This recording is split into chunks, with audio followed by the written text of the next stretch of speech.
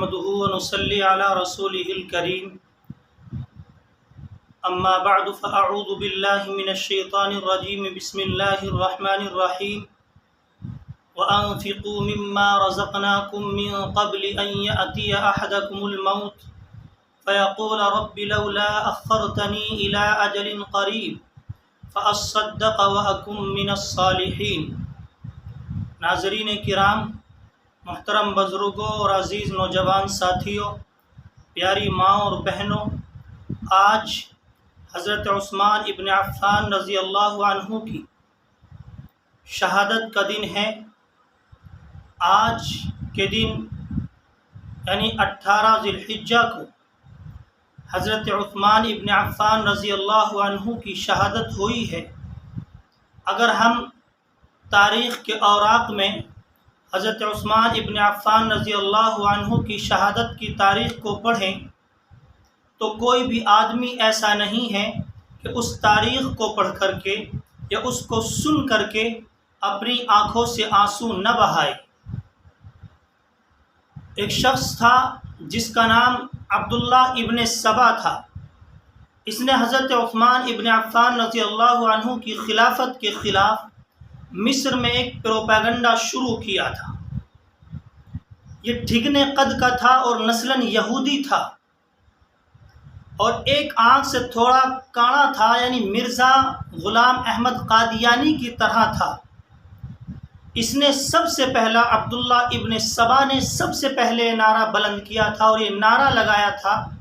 کہ خلافت حضرت علی رضی اللہ عنہ کا حق ہے۔ حضرت عثمان ابن عفان رضی اللہ عنہ نے اسے مکے اور مدینے سے نکال دیا اس کی سازشوں کو دیکھتے ہوئے۔ اس کے بعد ملک شام چلا گیا، وہاں سے حضرت امیر معاویہ نے نکالا۔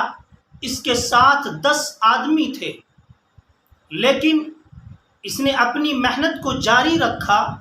اور پھر ایک دور وہ آیا کہ اس کے ساتھ اس کے گروہ میں اور اس کے گروپ میں تقریباً 700 آدمی ہو گئے۔ 700 آدمی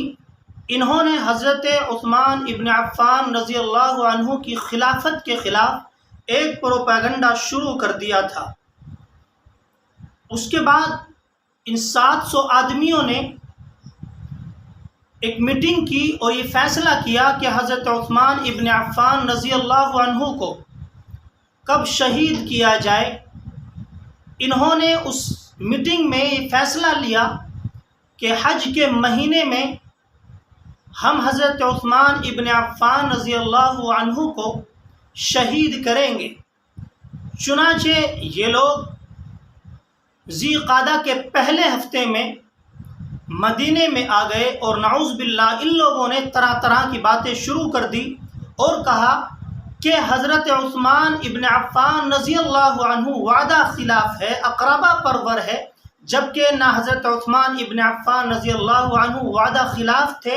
اور نہ اقربا پروری کی کوئی بات تھی، بلکہ ان کی تو ایک سازش تھی، ان کا ایک پروپیگنڈا تھا کہ کسی طرح حضرت عثمان ابن عفان رضی اللہ عنہ کی خلافت کے خلاف کام کیا جائے۔ چنانچہ جمعے کا دن تھا، اور جمعے کی نماز کے لیے حضرت عثمان ابن عفان رضی اللہ عنہ مسجد نبوی میں تشریف لے جاتے ہیں۔ آپ ممبر پر جلوہ افروز ہوتے ہیں، اور حضرت عثمان ابن عفان رضی اللہ عنہ خطبہ شروع کرتے ہیں۔ ایک باغی مجمع سے اٹھتا ہے اور کہتا ہے کہ عثمان، تم اپنی تقریر کو بند کر دو، ہم تمہاری تقریر نہیں سننا چاہتے، ہم تمہارا خطبہ نہیں سننا چاہتے۔ مجمع سے دوسرا آدمی کھڑا ہوتا ہے، وہ بھی یہی کہتا ہے، اے عثمان، ہم تمہارا خطبہ نہیں سننا چاہتے، ہم تمہاری تقریر نہیں سننا چاہتے۔ تیسرا کھڑا ہوا، اسی طرح مجمع سے 700 آدمی کھڑے ہوئے جو باغی تھے، جو دشمن تھے، وہ 700 کے 700 آدمی کھڑے ہوئے، اور ان لوگوں نے کہا، اے عثمان، تم اپنی تقریر بند کر دو، ہم تمہاری تقریر ہرگز سننا نہیں چاہتے۔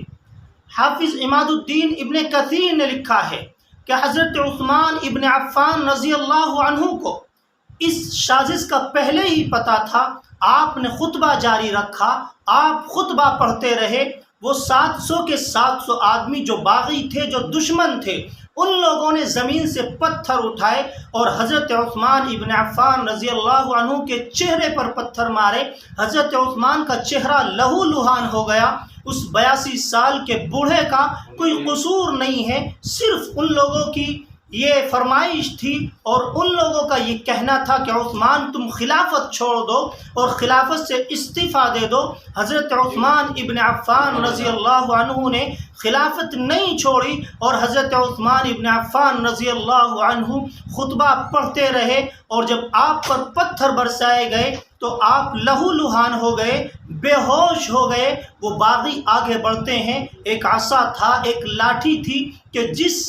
کو لے کر کے اور جس کے سہارے سے حضرت عثمان ابن عفان رضی اللہ عنہ خطبہ دے رہے تھے، باغیوں نے اس لاٹھی کو اٹھایا اور اس کے 2 ٹکڑے کر دیے، اور 2 ٹکڑے کرنے کے بعد اس کو باہر پھینک دیا۔ یہ لاٹھی وہ لاٹھی تھی کہ جس سے ہم سب کے پیارے آقا جناب محمد عربی صلی اللہ علیہ وسلم آسرا لگا کر کے خطبہ دیا کرتے تھے۔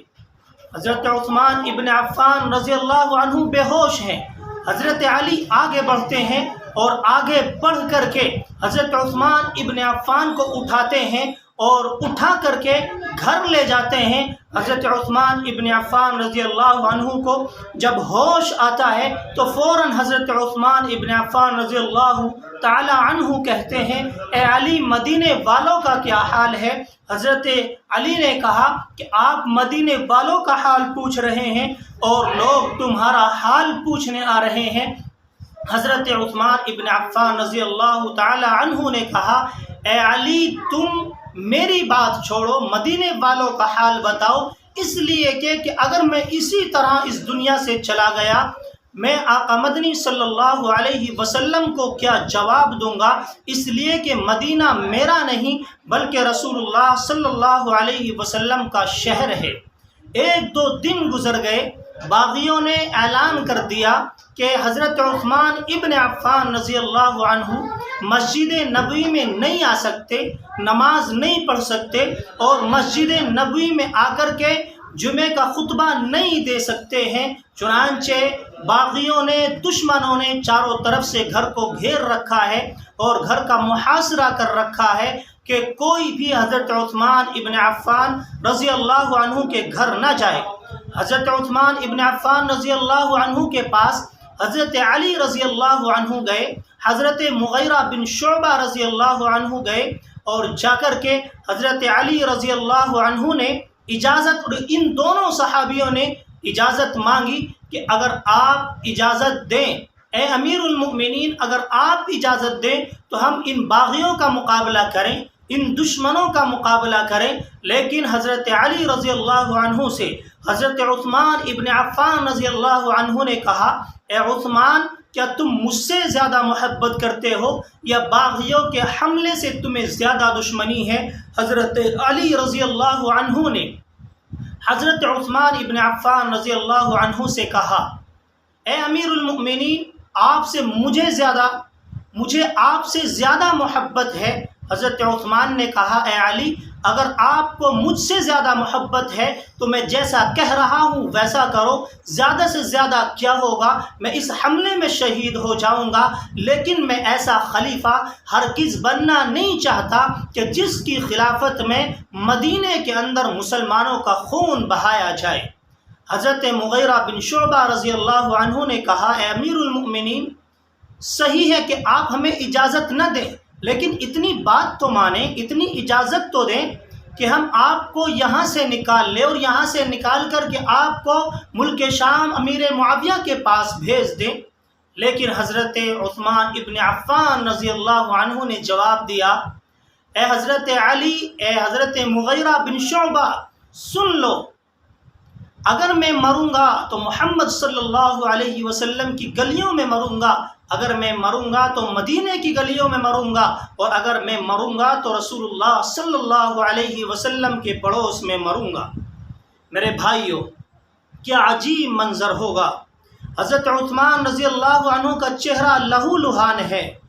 حضرت عثمان ابن عفان رضی اللہ عنہ کا چہرہ زخمی تھا، لہو لہان تھا، سارے صحابہ رو رہے تھے، واپس آ گئے سارے صحابہ اور کہہ رہے تھے کہ کتنا شدید حملہ ہوا ہے، لیکن حضرت عثمان ابن عفان رضی اللہ عنہ ہمیں اجازت نہیں دیتے کہ ہم باغیوں کا مقابلہ کریں، کہ ہم دشمنوں کا مقابلہ کریں۔ سارے صحابہ پریشان تھے، سب رو رہے تھے۔ حضرت علی رضی اللہ عنہ پریشان تھے۔ چنانچہ جب دشمنوں نے گھر کا محاصرہ کر لیا گیا، 10 دن گزر گئے، حضرت عثمان ابن عفان رضی اللہ عنہ کے گھر میں پانی کا ایک قطرہ نہیں پہنچا، کھانے کا روٹی کا ایک لقمہ نہیں پہنچا۔ اسی طرح سے 15 دن بھی گزر گئے۔ اسی طرح حضرت علی رضی اللہ عنہ نے پوچھا، امیر المؤمنین اتنی بھوک اور پیاس میں کیا کرتے ہو؟ حضرت عثمان ابن عفان نے جواب دیا کہ اے علی، میری فکر نہ کرو، بھوک لگتی ہے تو نماز پڑھتا ہوں اور پیاس لگتی ہے تو قرآن پڑھتا ہوں۔ ایک دن حضرت عثمان ابن عفان رضی اللہ عنہ نے فرمایا کہ علی، اگر مجھے پانی پہنچا سکتے ہو تو پانی پہنچاؤ۔ حضرت علی نے پانی کا مشکیزہ کندھے پر رکھا اور میں قربان جاؤں اس ساقی پر کہ جو عثمان ابن عفان رضی اللہ عنہ کو پانی پلانے جا رہا تھا۔ باغیوں نے اتنے تیر مارے کہ مشکیزے سے سارا پانی بہہ گیا۔ حافظ عماد الدین ابن کثیر نے لکھا ہے کہ عربوں کے اندر ایک رواج تھا کہ جب کوئی لاچار ہو جایا کرتا تھا تو وہ اپنی پگڑی اس کے قدموں میں رکھ دیتا تھا۔ حضرت علی رضی اللہ عنہ نے مکان کے پیچھے سے اپنے سر کی پگڑی کو اتارا اور حضرت عثمان ابن عفان رضی اللہ عنہ کی جھولی میں پھینک دیا اور کہا، اے عثمان ابن عفان رضی اللہ عنہ، اے امیر المؤمنین، میں آپ تک پانی نہیں پہنچا سکا، میں آپ کو پانی نہیں پلا سکا، میں اپنے سر کی عزت تیری جھولی میں ڈالتا ہوں۔ میرے بھائیوں، برادران اسلام، محترم بزرگوں، 30 دن گزر گئے اور مدینے کا کیا حال ہوگا؟ باغیوں نے گھیراؤ کر رکھا ہے، گھر میں کوئی داخل نہیں ہو سکتا اور کوئی پانی نہیں پہنچا سکتا، کوئی کھانے کا روٹی کا ایک لقمہ نہیں پہنچا سکتا۔ سارے صحابہ پریشان ہیں، رو رہے ہیں، عورتیں پریشان ہیں کہ مدینے کے مظلوم کے گھر کا گھیراؤ ہو رہا ہے۔ حضرت عثمان ابن عفان رضی اللہ عنہ قرآن کی تلاوت میں مصروف ہیں۔ جب 37 دن گزر گئے تو عثمان ابن عفان رضی اللہ عنہ اپنے مکان کی چھت پر چڑھتے ہیں اور باغیوں سے اور دشمنوں سے مخاطب ہو کے کہتے ہیں، اے باغیوں، اے دشمنوں، سنو، جس نے مجھے نہیں پہچانا وہ بھی پہچان لے اور جو مجھے نہیں پہچانتا ہے وہ بھی پہچان لے۔ کیا میں عثمان ابن عفان نہیں ہوں؟ کیا میں وہ عثمان نہیں ہوں کہ جس کے نکاح میں جناب محمد الرسول اللہ صلی اللہ علیہ وسلم نے اپنی 2 صاحبزادیوں کو دیا تھا؟ اگر آپ میری فکر نہیں کرتے ہیں تو آپ رسول اللہ صلی اللہ علیہ وسلم کی دامادی کا احترام کریں کہ میں نے یہ پانی کا کنواں خرید کر کے وقف کیا تھا اور آج مجھے اسی اپنے کنویں سے پانی کے 2 قطرے آپ نہیں پلا سکتے ہیں؟ کیا میں وہ نہیں ہوں کہ اس مسجد کی زمین خرید کر کے میں نے وقف کی تھی، آج آپ اسی مسجد میں مجھے نماز پڑھنے نہیں دیتے ہو؟ حضرت عثمان ابن عفان رضی اللہ عنہ نے دشمنوں سے اور باغیوں سے سب کچھ کہا ہے، لیکن دشمنوں نے کہا، عثمان آپ کی ساری بات ٹھیک ہے، آپ خلافت چھوڑ دو، خلافت سے استعفیٰ دے دو۔ لیکن حضرت عثمان ابن عفان رضی اللہ عنہ نے دشمنوں سے کہا، باغیوں سے کہا کہ میں خلافت نہیں چھوڑوں گا۔ رسول اللہ صلی اللہ علیہ وسلم نے آخر وقت میں مجھ سے یوں کہا تھا، اے عثمان، دشمن اللہ تبارک و تعالی تمہیں خلافت کی قمیض پہنائیں گے، لیکن دشمن اس قمیض کو اتارنا چاہیں گے۔ اگر آپ نے دشمنوں کے دباؤ میں آ کر کے اور باغیوں کے کہنے سے قمیض اتار دی تو اللہ تبارک و تعالی آپ کو جنت کی خوشبو نصیب نہیں فرمائیں گے۔ حضرت عثمان ابن عفان رضی اللہ عنہ نے خلافت نہیں چھوڑی ہے۔ آپ یہ سب کچھ کہہ کر کے اپنے مکان کی چھت سے نیچے آ جاتے ہیں اور آ کر کے قرآن کی تلاوت میں مشغول ہو جاتے ہیں، نماز میں مشغول ہو جاتے ہیں۔ اسی طرح سے البدایہ والنہایہ میں لکھا ہے کہ حضرت عثمان ابن عفان رضی اللہ عنہ مکان کی چھت سے جب نیچے اتر آتے ہیں تو حضرت علی رضی اللہ عنہ کو جیسے ہی خبر ملتی ہے فوراً آپ حضرت حسن رضی اللہ عنہ اور حضرت حسین رضی اللہ عنہ کو بلاتے ہیں اور بلا کر کے کہتے ہیں کہ مجھے خطرہ ہے کہ آپ کے چچا کو دشمن شہید نہ کر ڈالے، آپ جائیں اور اپنے چچا کے دروازے پر پہرا دیں۔ چنانچہ حضرت حسن رضی اللہ عنہ پہرے دار ہوئے، حضرت حسین رضی اللہ عنہ پہرے دار ہوئے، حضرت محمد بن طلحہ رضی اللہ عنہ پہرے دار ہوئے، اور حضرت عبداللہ ابن زبیر، حضرت عثمان ابن عفان رضی اللہ عنہ کے گھر کے باہر پہرے دار ہوئے۔ یہ چاروں حضرات ہیں جو حضرت عثمان ابن عفان رضی اللہ عنہ کے گھر کے دروازے پر پہرے دار ہیں کہ دشمن آ کر کے حضرت عثمان کو نقصان نہ پہنچا دے۔ لیکن میرے بھائیوں، ایک دن گزر گیا، دوسرا دن گزر گیا، تیسرا دن جیسے ہی گزرا، حضرت عثمان غنی رضی اللہ عنہ کو رسول اللہ صلی اللہ علیہ وسلم کی زیارت ہوئی، اور رسول اللہ صلی اللہ علیہ وسلم نے